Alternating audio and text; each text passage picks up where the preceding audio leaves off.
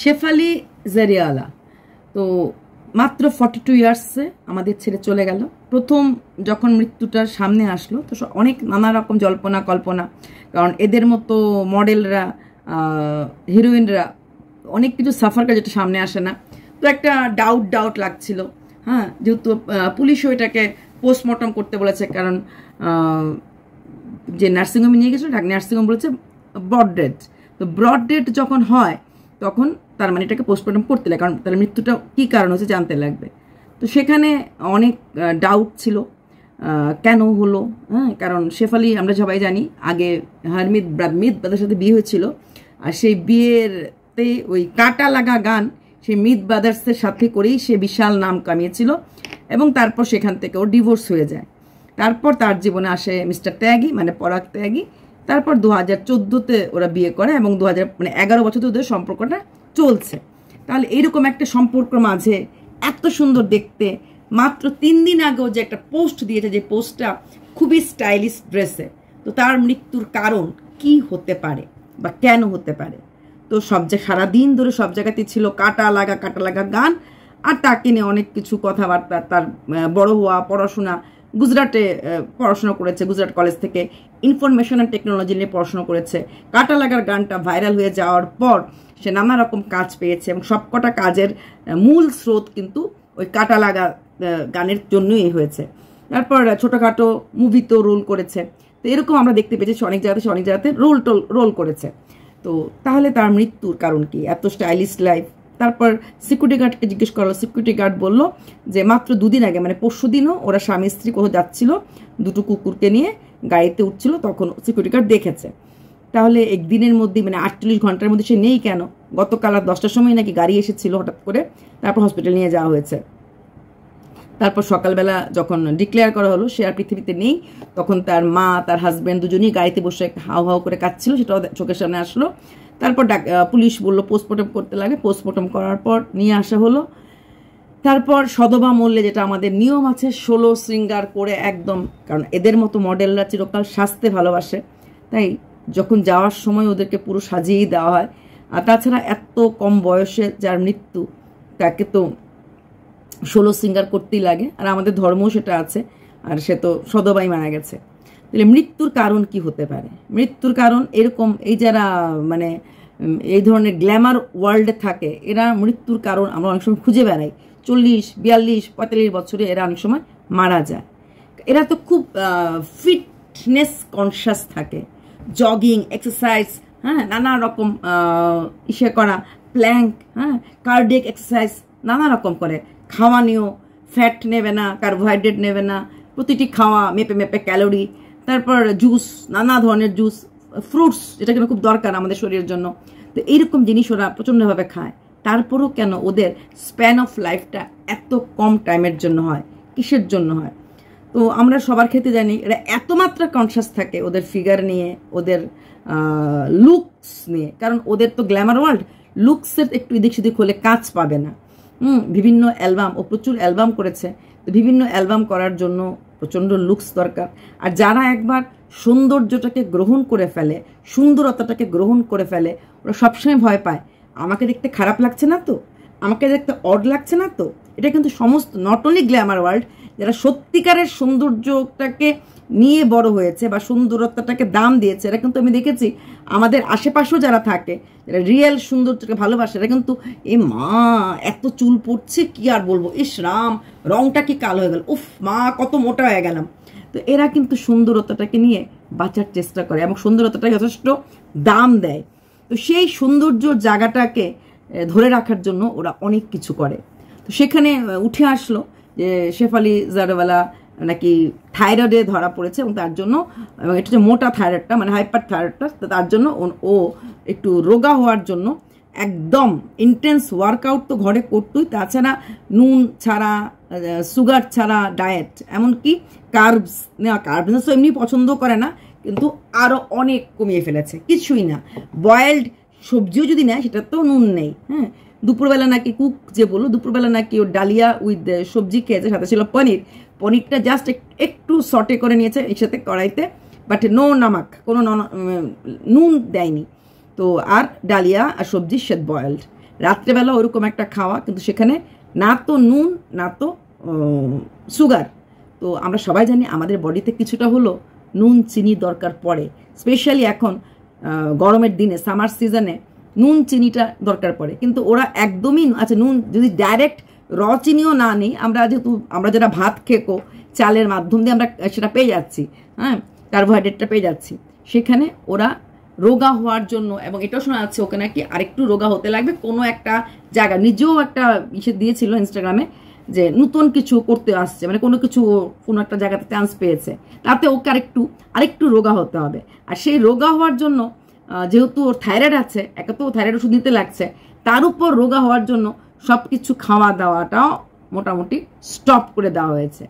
তাছাড়া anti ageing, যেহেতু তার 42 ইয়ার্স হয়ে গেছে, 40 ইয়ার্সের পরেই আমরা মেয়েরা কিন্তু একটু হরমোনাল ইসের জন্য একটু চেঞ্জ আসে, আমাদের ফিগারেই হোক, আমাদের রঙেই হোক, আমাদের চুলেই হোক, আমাদের মানে রাগারাগি সব কিছুতে একটুখানি হয়ে আসে এগুলি। তো সেখানে দাঁড়িয়ে একটা কথা না বললে নয়, তো সে নাকি নিত যথেষ্ট সুন্দরী, যথেষ্ট ফর্সা, কিন্তু যতই ফর্সা হোক, যতই সে হোক, সান ট্যানিং কোনো কাজ না করলেও কিন্তু ট্যানিং পড়ে যায়, কোনো কাজ না করলেও একটা স্কিনের মধ্যে একটা বয়সের ছাপ চলে আসে। চেষ্টা করেও সেই ছাপ থেকে না দূরে যাওয়া যায় না। তো সেখানে যতই ওরা নানা রকম থেরাপিতে করে, বা স্টিল তার মধ্যে একটা এজিংয়ের ব্যাপার চলে আসে। তো তার মধ্যেও চলে এসেছিল এজিং ব্যাপার, আর সেই ব্যাপারগুলোর জন্যই নাকি সে 2টো মেডিসিন নিচ্ছিল, মানে কালারটাকে ইনট্যাক্ট রাখে, নট অনলি কালারটা বললে ভুল হবে, ফর্সাটাই কালার না, একটা গ্লোনেস থাকার জন্য, মুখের মধ্যে যে ধাব্বে টাব্বে হয়, অনেক সময় যত সুন্দরীরও কিন্তু একটা পিগমেন্টেশনের ব্যাপার থাকে এখানে যেটা কালো দাগ বলে। আর পিগমেন্টেশন সাধারণত কোনো ওষুধ দিয়ে বোধহয় ভালো হয় না, কিছু ওষুধ দিয়ে হয়তো কমিয়ে রাখা যায়, দাবিয়ে রাখা যায়। তো সেটার জন্য ও 2টো ওষুধ নিত এবং একটা বোধহয় ইনজেকশন নিত। তাই ডাক্তাররা, পুলিশরা এখন খতিয়ে দেখছে যে এই 2টো ওষুধের কোনো এফেক্ট আছে। একটা ওষুধ তো কমন ওষুধ, আমি নামগুলি বলছি না, কমন ওষুধ যেটা আমরা অনেকেই নেই। তো সেই ওষুধটা সর্দি কাশি হলেও মানুষ নেয়, কিন্তু too much anything is bad. কোনো কিছু ওষুধ, যে কোনো মেডিসিনই যে কোনো কারণে হোক, সারাক্ষণ দিলে এটা খারাপ হয়ে যায়। তাছাড়া ওর আছে একটা এপিলিপসির প্রবলেম, বছর 15 থেকে ধরা পড়েছে, এবং একটা মৃগীর প্রবলেম। এবং নিজেও বলেছে এপিলিপসির জন্য ও জীবনে অনেক সময় অনেক কাজ করতে পারেনি, অনেক সময় অনেক জায়গায় শুয়ে থাকতে হয়েছে।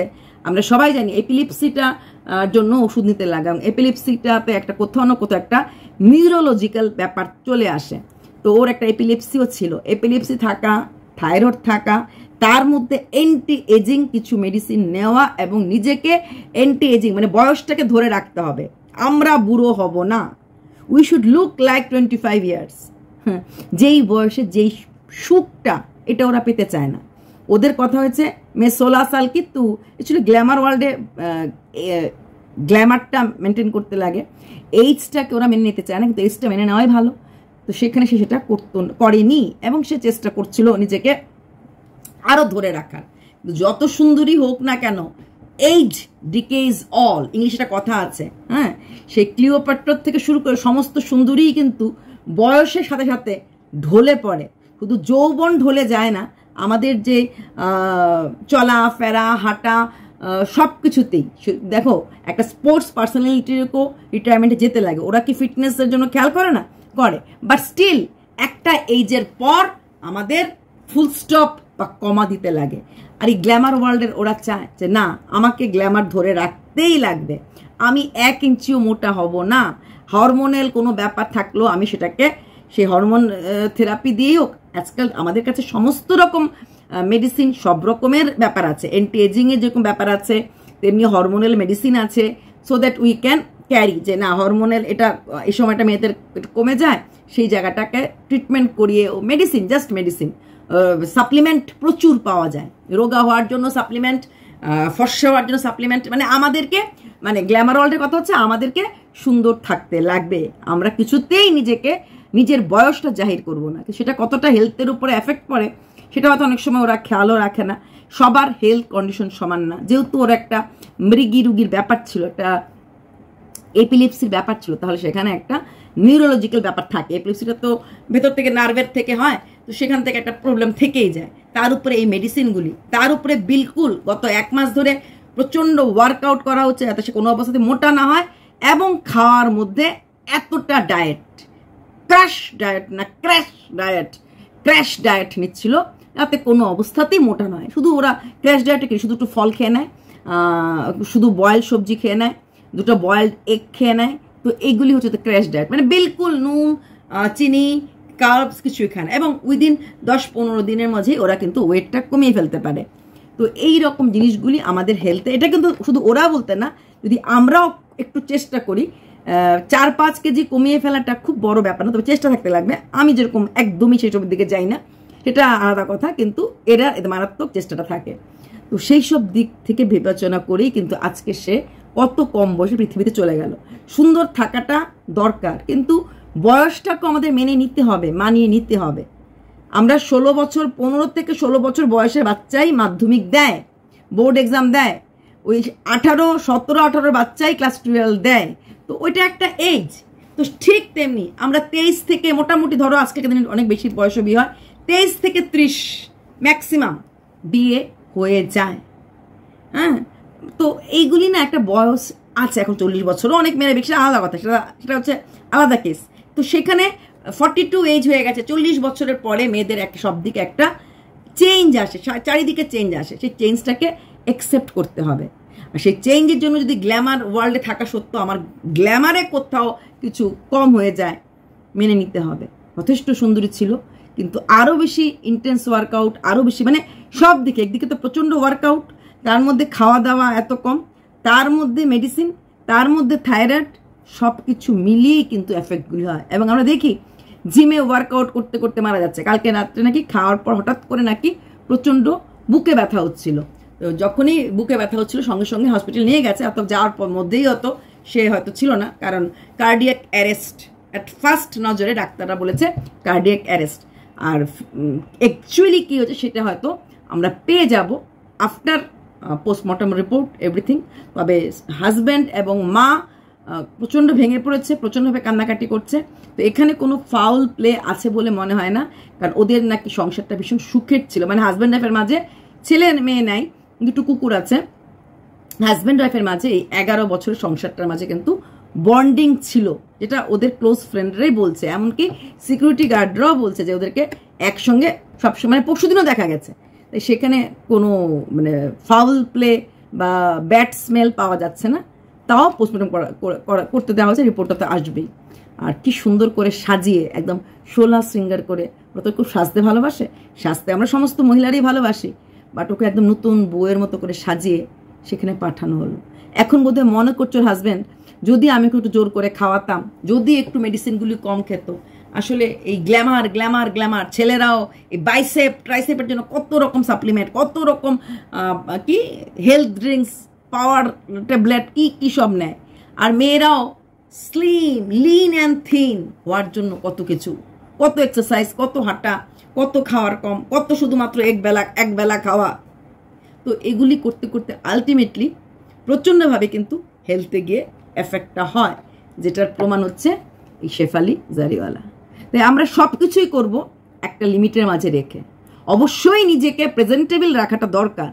প্রেজেন্টেবল রাখা দরকার মানে এই না যে আমি এতটাই নিজের প্রতি কনসিয়াস হয়ে গেলাম যে আমি বুঝলামই না কখন নিজেকে আমি শেষ করে ফেলছি, বুঝলামই না কখন আমার এইসব ওষুধ, এইসব জিনিস আমার হার্টটাকে পুরো দুর্বল করে দিচ্ছে।